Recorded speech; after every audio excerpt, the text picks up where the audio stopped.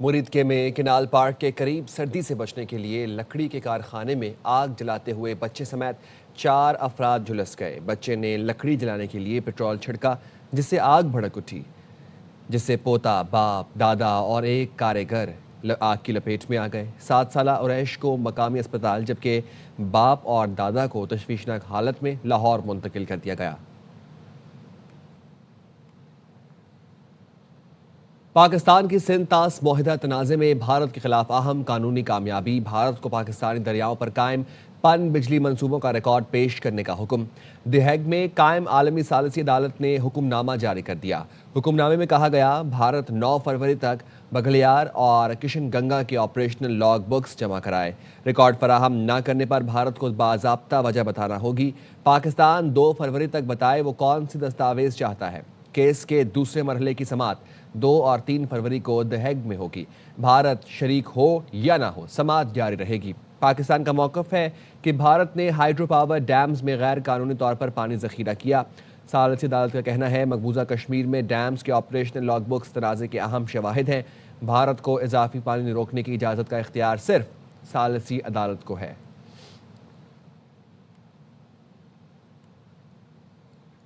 वज़ीर-ए-आज़म का सनअतों के लिए बिजली 4 रुपये 4 पैसे सस्ती करने का ऐलान। एक्सपोर्टर्स के लिए टैक्स 7.5 से कम करके 4.5% कर दिया। शहबाज शरीफ ने कहा, इज्जत होगी तो ही बोर्ड ऑफ पीस में बुलाया गया। पाकिस्तान ऐसा मुल्क बनेगा कि हिंदुस्तान को गशी के दौरे पड़ेंगे। दुनिया अब हमें रश्क से देखती है। जो मुझसे एक कदम बढ़कर नहीं मिलते थे, अब गले लगाते हैं। पाकिस्तान को दोस्त मुल्कों ने डिफ़ॉल्ट से बचाया। मैं और फील्ड मार्शल कई मुल्कों से मदद मांगने गए। किसी से कुछ मांगते हैं तो फिर कीमत चुकाना पड़ती है। फील्ड मार्शल की मदद से स्मगलिंग की रोकथाम में अरबों रुपए बचाए। Director Gul Ahmed textile mills Ziad Bashir कहते हैं, बिजली की कीमत में नुमाया कमी से सनअतों को बहुत फ़ायदा होगा। बरामदी सनअतों के लिए एक्सपोर्ट रीफाइनेंस की शरह 3% कम की जा रही है। ये भी बहुत बड़ा इकदाम है। पाकिस्तान का बरामदी सेक्टर खित्ते के मुल्कों से मुकाबला कर सकेगा। बहुत इफेक्टिव है और इसकी बहुत जरूरत थी इंडस्ट्री को। पहले हमारे 34 रुपए तकरीबन रेट था, तो आप समझे कि तकरीबन अब 30 रुपए या 30 रुपए के थोड़ा नीचे आ जाएगा रेट। तो बहुत सब्सटैंशियल रिडक्शन है। 9 रुपए के नीचे होएगा व्हीलिंग चार्ज। ये बहुत एक अच्छा स्टेप है जो एक्सपोर्ट रिफाइनेंस होता है। तो ये बैंकों के तरफ से आपको एक रिलीफ मिली है 3%। ये काफी अच्छे पॉजिटिव स्टेप्स हैं। मिनिस्टर बहुत फोकस्ड है और उनको जेन्युइनली हेल्प करना है बिजनेस सेक्टर को, और आई थिंक आज के अनाउंसमेंट के बाद काफी पॉजिटिविटी आएगी। FPCCI ने वज़ीर-ए-आज़म शहबाज शरीफ की जानिब से सनअतों के लिए बिजली सस्ती करने, ब्लू पासपोर्ट्स देने, एक्सपोर्ट रीफाइनेंस में कमी के ऐलान को खुशाइन करार दे दिया। रिपोर्ट कर रहे हैं अंजुम वहाब। शरह सूद कम होने और पैदावारी लागत में कमी से एक्सपोर्ट में इजाफा होगा। FPCCI के नायब सदर आसिफ सखी ने कहा कि गुज़िश्ता 1.5 साल से हम बिजली सस्ती करने का मुतालबा कर रहे थे। बिजली की कीमतों में कमी से पैदावारी लागत में कमी आएगी। उन्होंने कहा कि भारत के यूरोप के साथ फ्री ट्रेड मुआहदे के बाद पैदावारी लागत को कम करना जरूरी हो गया था। पाकिस्तान को इस वक्त मुकाबला करने के लिए बड़ी सख्त जद्दोजहद करनी पड़ेगी। हमारा जो यूरोप के साथ एक्सपोर्ट है वो कंपटीशन बढ़ जाएगा भारत के साथ। उसके लिए हमें कॉस्ट ऑफ डूइंग बिजनेस भी कम करना पड़ेगा और यूरोप एक्सपोर्ट के लिए हुकूमत को मज़ीद इक़दाम करने पड़ेंगे, जिसमें कोई रिबेट का सिस्टम बनाना पड़ेगा एक्सपोर्टर को बेनिफिट देने के लिए। FPCCI के नायब सदर अमान पराचा ने मुतालबा किया कि बिजली की कीमतों में कमी के बाद शरह सूद में भी फौरी कमी होनी चाहिए। उन्होंने कहा कि वज़ीर-ए-आज़म की हदायत के बाद उम्मीद है कि शरह सूद जल्द सिंगल डिजिट में आ जाएगा। ये हमारे ताजरों का, बिजनेस कम्युनिटी का बहुत दरीना मुतालबा था कि आप कास्ट ऑफ डूइंग बिजनेस कम करें, और उम्मीद करते हैं कि इस तरह से इकदामात लेके मुल्क के लिए जो इंडस्ट्री है और एक्सपोर्ट है वो एकदम से बूस्ट करेगी, और इंशाल्लाह हम रेवेन्यू भी जनरेट करेंगे और साथ साथ हमारा जो ट्रेड डेफिसिट है वो भी कम हो जाएगा। FPCCI ने मुतालबा किया कि हुकूमत गैस की कीमतों समेत टैक्सेस में भी कमी करे। कैमरामैन काशिफ निजामी के साथ Anjum Wahab, ARY news, Karachi. Army chief और chief of defence forces field marshal Syed Asim Munir से तुर्क चीफ ऑफ जनरल स्टाफ की मुलाकात। जनरल सल्जोक बायर अख्तार और गुलो को GHQ में गार्ड ऑफ ऑनर पेश किया गया। मुलाकात में बाहमी दिलचस्पी, इलाकाई और आलमी सिक्योरिटी सूरत हाल और पाक तुर्क दिफाई ताउन पर तबादला ख्याल हुआ। फील्ड मार्शल सैयद आसिम मुनीर ने तुर्की के मुसलसल ताउन को सराहा, जबकि तुर्क जनरल ने पाक फौज की पेशा वराना सलाहियतों की तारीफ की। दोनों मुल्कों ने दिफाई ताल्लुकात मजीद मजबूत बनाने के अज़्म का अदा किया।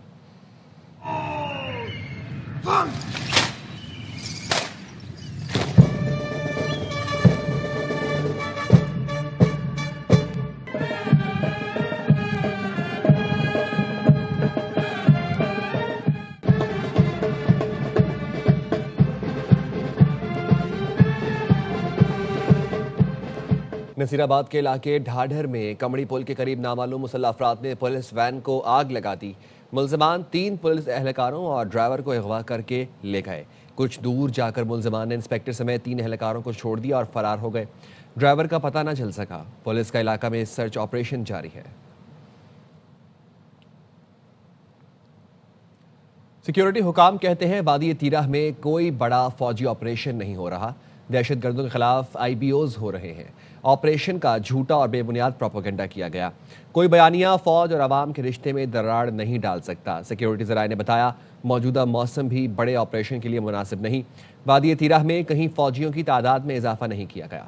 वादी तीराह मामले पर KP हुकूमत, मकामी मुशरान, इदारे और वफाकी सब एक पेज पर है। ऑपरेशन के लिए जो ताउन चाहिए KP हुकूमत कर रही है। वज़ीर आज़म के मुशीर राना सनाउल्लाह की प्रोग्राम एतराज़ है में गुफ्तगू।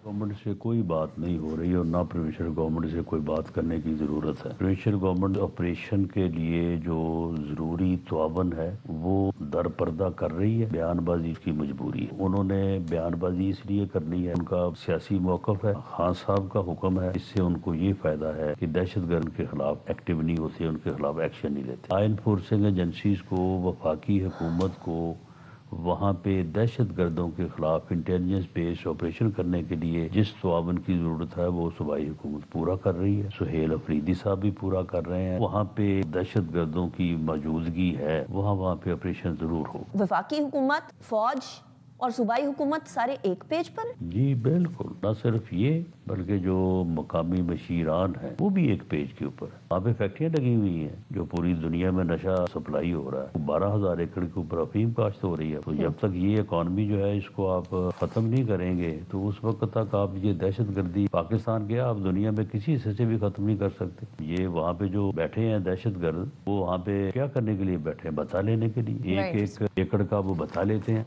कराची के इलाके पाक कॉलोनी बड़ा बोट के करीब मुसल्लह मुलजमान ने निजी क्लिनिक में दाखिल शख्स को फायरिंग करके कत्ल कर दिया।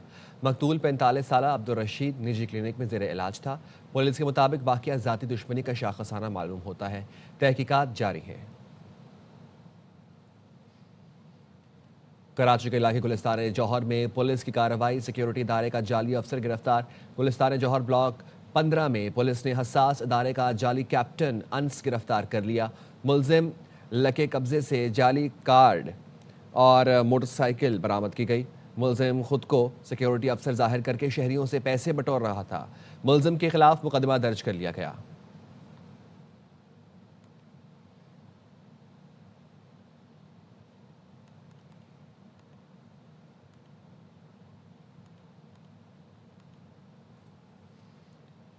Executive director PIMS Rana Imran Sikandar ने कहा है कि बानी PTI को कुछ रोज़ कबल पिम्स अस्पताल लाया गया था। उन्होंने दाई आंख में बिनाई में कमी की शिकायत की थी। अपने बयान में उन्होंने बताया सीनियर डॉक्टर ने अडियाला जेल में बानी PTI की आंखों का मुकम्मल मुआयना किया था। उनकी दाई आंख के ज़रूरी टेस्ट तफसीली तौर पर किए गए। दाई आंख का स्लिट लैंप मुआयना किया और फेंडोस्कोपी की गई। आंख के अंदर दबाव की पैमाइश, ज़रूरी टेस्ट, रेटिना की OCT की गई। उनकी दाईं आंख में सेंट्रल रेटिनल वेन ओक्लोविजन की तशखीस के बाद सीनियर डॉक्टर ने बानी PTI मजीद इलाज के लिए अस्पताल भेजने की सिफारिश की। हफ्ता और इतवार की दरमियानी शब बानी PTI को तजवीज़ करदा इलाज के लिए पिम्स लाया गया। बानी PTI को मर्ज और इलाज तफसील से समझाया गया। इलाज से पहले बानी PTI से बाकायदा तहरीरी रजामंदी भी हासिल की गई। बानी PTI का इलाज ऑपरेशन थिएटर में जरासीम से पाक माहौल और निगरानी में किया गया। बानी PTI का इलाज तकरीबन 20 मिनट में बखैर खूबी मुकम्मल हुआ। इलाज के दौरान मजीद की वाइटल अलामात मुस्तहकम रहीं। बानी PTI की दाएं आंख की रग में दबाव की वजह से बसारत का मसला हुआ था। उनको ज़रूरी हिदायत, फॉलोअप मशवरे और दस्तावेज़ के साथ डिस्चार्ज किया गया।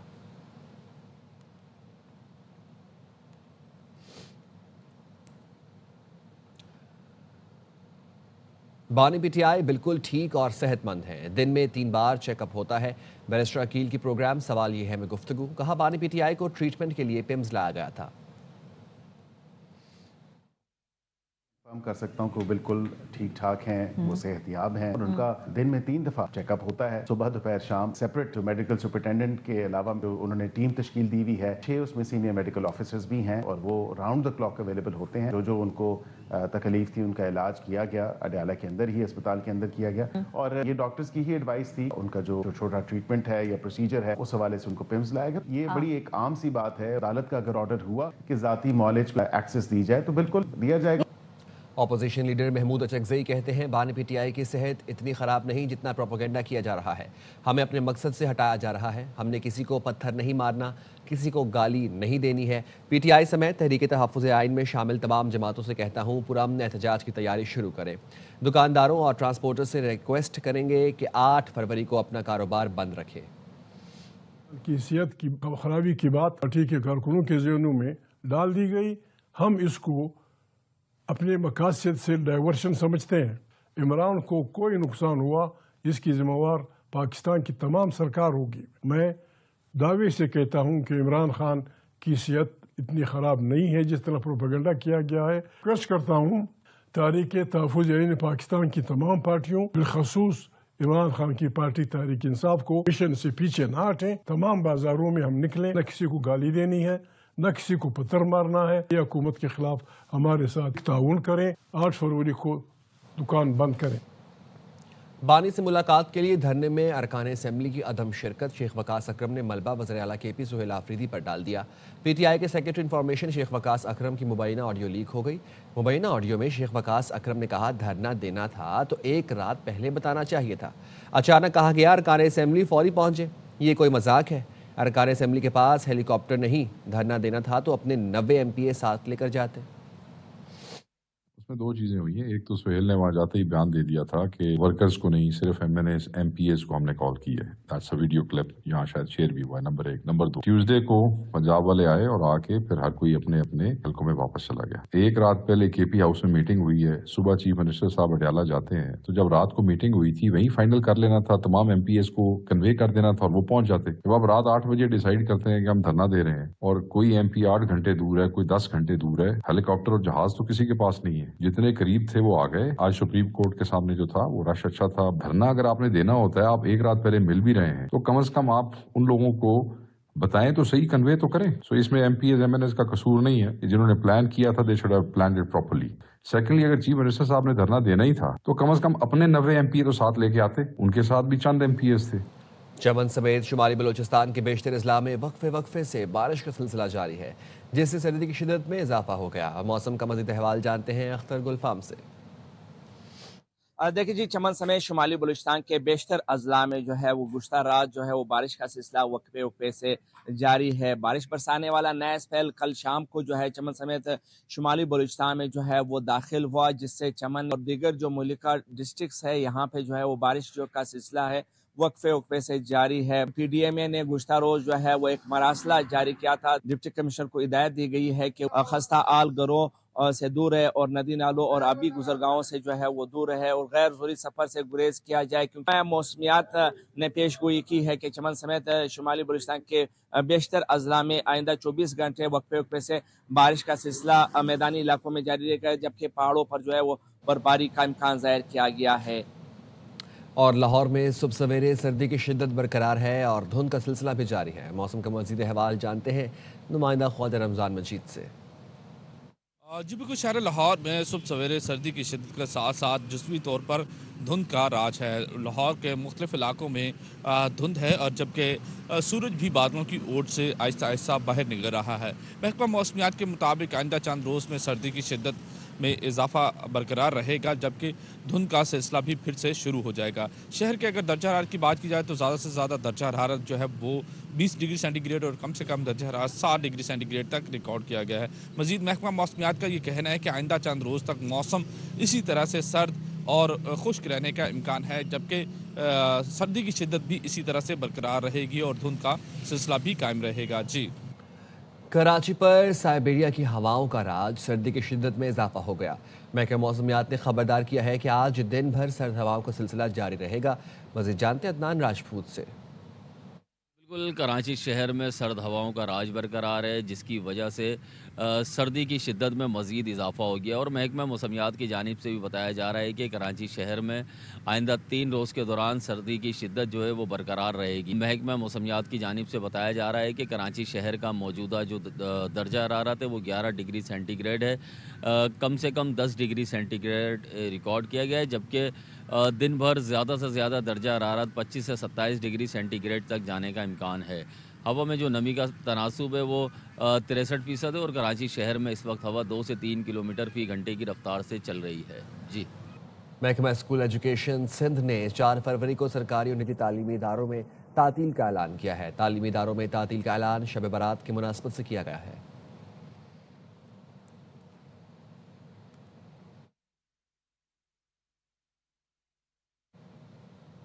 चिन्योट में कुत्ता मार मुहिम के बाद सूरत हाल तशवीशनाक हो गई। आवारा कुत्तों की नाशें और बाकियात जगह जगह बिखरी पड़ी हैं, जिससे उठने वाले ताफुन से सेहत आमा के संगीन मसाइल पैदा हो सकते हैं। हमारे नुमाइंदे अमीर उमर चमन रिपोर्ट कर रहे हैं।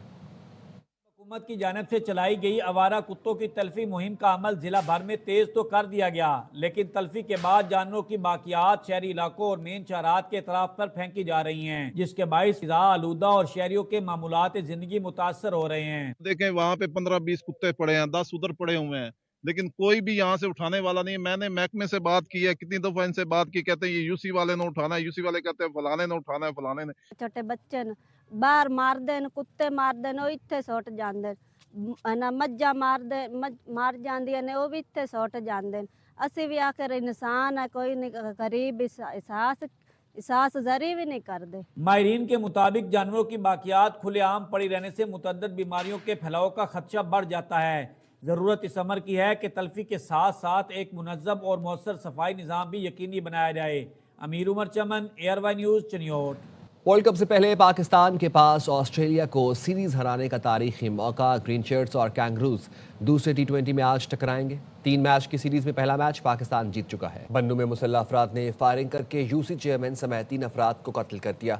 मुसल्ला अफराद रात गए हुजरे में दाखिल हुए और यूसी चेयरमैन आमिर दुरानी और सुदैस दुरानी को फायरिंग का निशाना बनाया। मुलजमान ने तीसरे शख्स नईम को सरवानी पार्क के करीब निशाना बनाया, जिसकी लाश कार से बरामद हुई।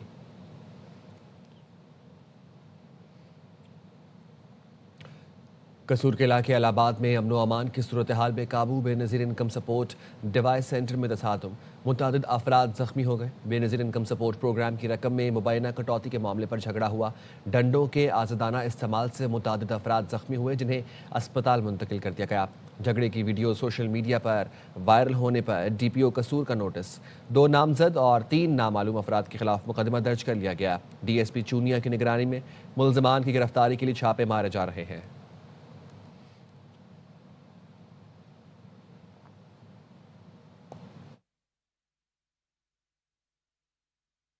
अब तक इतना ही। देखते रहें ARY न्यूज़।